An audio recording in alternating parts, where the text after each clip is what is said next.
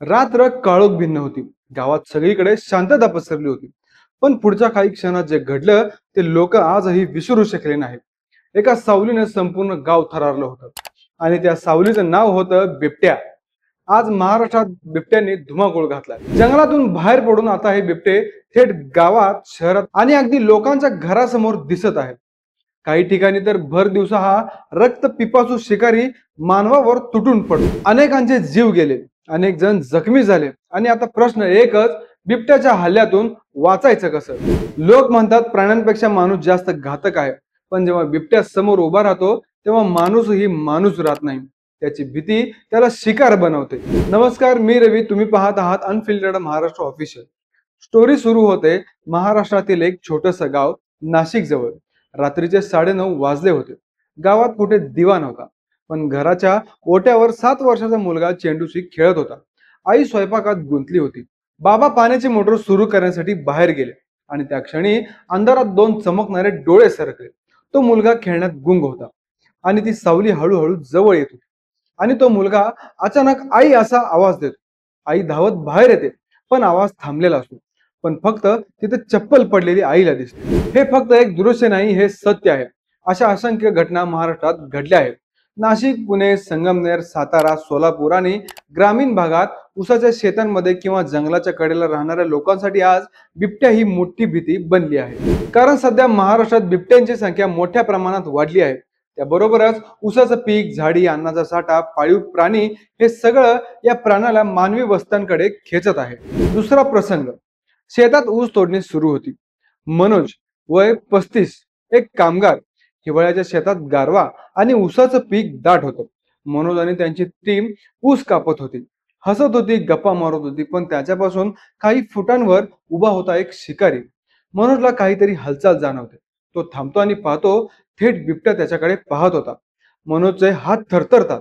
त्याच्या सहकार्याचा आवाज मंद होतो. हृदयाच्या ठोक्यांचा आवाज वाढत जातो. मनोज पळतो आणि बिबट्याची नजर त्याच्यावर रोखली जाते. मनोज जलद पळायला लागतो, पण ती चूक होती. कारण बिबट्या वेगाने पळू लागतो. थोड्याच सेकंदात बिबट्या त्याच्याजवळ पोहोचतो. धाडकन तो मनोजला पाडतो. पण मनोजला एक गोष्ट आठवते. तो थांबतो, हात वर करतो आणि जोरात ओरडतो, अरे हट, जा जा. बिबट्या थबकतो. त्याला मनोज मोठा आणि धोकादायक वाटतो. तो हळूहळू मागे हटू लागतो आणि काही क्षणांनी अंधारात गायब होतो. मनोज वाचतो. हो, हा साधा प्रकार नाही, हा विज्ञान आहे.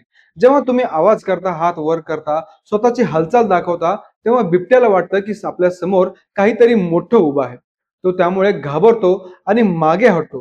पण लक्षात ठेवा, तुम्ही जर पळालात तर तुम्ही त्याची शिकार बनू शकता. महाराष्ट्रात बिबट्यांचे हल्ले वाढण्याची कारणे: जंगल कमी होणे, शेती आणि वस्ती जंगलाजवळचं वाढणं, ऊसासारखी पिके बिबट्यांना लपण्यासाठी परफेक्ट जागा असतात. अन्नाचा साठा सहज उपलब्ध स्रोत म्हणजे बकऱ्या, कुत्रे, वासरे. थंडीच्या वेळेस त्यांचा रक्तपिपासू स्वभाव जास्त सक्रिय होतो. तिसरा प्रसंग, नाशिकची घटना. भर शहरात लोकांच्या आवाजात धावपळ, भीती, कॅमेरामॅन आणि वन विभागाचे अधिकारी. एका पार्क मध्ये बिबट्या धावताना दिसतो. लोक किंचाळतात, कॅमेरा चालू, सोशल मीडियावर लाईव्ह. वन विभाग अधिकारी जाळं टाकतात, पण बिबट्या झेप घेतो आणि एका अधिकाऱ्याला चावा घेतो. काही प्रयत्नांनंतर तो शेवटी जेर बंद होतो. लोक श्वास सोडतात. तर प्रश्न अजूनही तसाच, बिबट्यांपासून वाचायचं कसं? सोपे नियम लक्षात ठेवा. 1. घाबरू नका, भीती बिबट्याला आक्रमक करते. 2. कधीही पळू नका, तो तुमच्यापेक्षा 10 पट वेगाने धावू शकतो. 3. हात वर करून मोठे दिसा, तुमचे शरीर मोठं दिसलं तर तो मागं हटेल. 4. जोरात बोला, आवाज करा, ओरडा, शिट्टी वाजवा, आवाज त्याला भयभीत करतो. 5. कधीही खाली बसू नका, वाकू नका, त्यामुळे तुम्ही लहान शिकारी सारखे दिसता. बिबट्या जन्मतः खुनी नाही, तो एक शिकारी आहे. त्याला जगण्यासाठी खाणं गरजेचं आहे.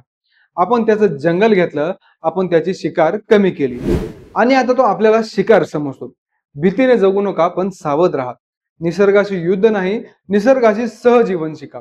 जर कधी तुम्हाला रस्त्यावर, शेतात किंवा घरासमोर बिबट्या दिसला तर लक्षात ठेवा, युद्ध शस्त्रांनी नाही तर बुद्धीने जिंकायचं असतं. समजूत हवी, संयम हवा आणि सर्वात महत्वाचं धैर्य हवं.